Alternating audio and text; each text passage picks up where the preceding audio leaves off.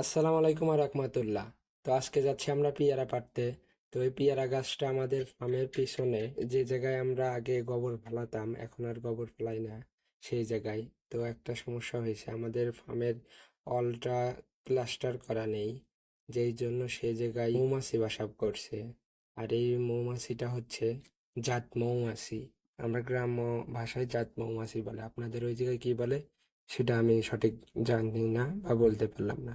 তো আমাদের এই জায়গায় আমরা জাত মৌমাছি বলি। যাই হোক, এই জায়গায় আমরা অনেকদিন ধরে আসি না এই মৌমাছির ভয়েই। আমরা অনেকগুলা পেয়ারা পারছি, তবে তারপরে একটু ভয় করে যে জাত মৌমাছি বা মৌমাছি, সেই জন্য। তো তার জন্য মশাল তৈরি করে আমরা আগুন ধরানোর চেষ্টা করছি, কিন্তু আগুন ধরে না, সেই জন্য তার উপরে একটু মোবিল দিলাম। মোবিল দিয়ে আগুন দিলাম। তো আগুন দেওয়ার সাথে সাথে আগুন ধরে, কিন্তু কোনো ধোঁয়া সৃষ্টি হয় না। সেই জন্য চিন্তা ভাবনা করলাম যে একটু খ্যার দিই, তাহলে খ্যারের সাথে ধোঁয়া হবে নি, অর্থাৎ খড়ের সাথে তো অনেক ধোঁয়া হয়। সেই জন্য দিলাম, তা না দেখি মাসাল্লাহ অনেক ভালো ধোঁয়া হয়। তো অনেক সময় দেওয়ার পরে দেখি মৌমাছি চলে গেল। তারপরে আমরা আবার গাছ পরিষ্কার করা শুরু করলাম, কারণ আগেই তো আমরা বলছি এই জায়গায় আসা হয় না সেরকম ভাবে। অনেক জঙ্গল হয়ে গেছে, পেয়ারা গাছ আছে আমাদের এই জায়গায়, বেল গাছ আছে। তো এইগুলা একদম অবস্থা কাহিল। আবর্জনা, ঝোড় জঙ্গল একদম তাদের ঘিরে ধরছে। তারপরে সেগুলো পরিষ্কার করলাম, পরিষ্কার করে অনেকগুলো পেয়ারা পারছি আমরা।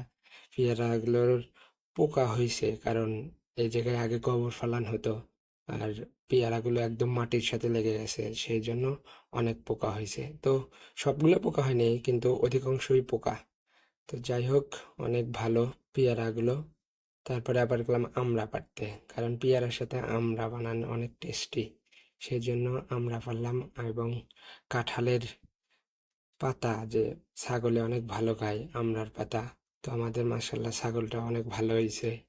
তো এইসব আমি, রাব্বি আর হোসেন অনেক সুন্দর করে আর কেটে, তারপরে অনেক সুন্দরভাবে পরিষ্কার করে দিলাম। ও হুরাইয়াও তো আছে, হুরাইয়াই তো মেন। হুরাইয়ার মূল কথা যে ঝাল বেশি দিতে হবে, কিন্তু তো ঝালে অবস্থা কাহিল। সেই সুন্দর করে রাব্বি মেখে তারপরে আমরা সবাই খাওয়া শুরু করলাম। তো এই হলো ভিডিও, আমাদের জন্য সকলে দোয়া করবেন। আসসালামু আলাইকুম রহমতুল্লাহ।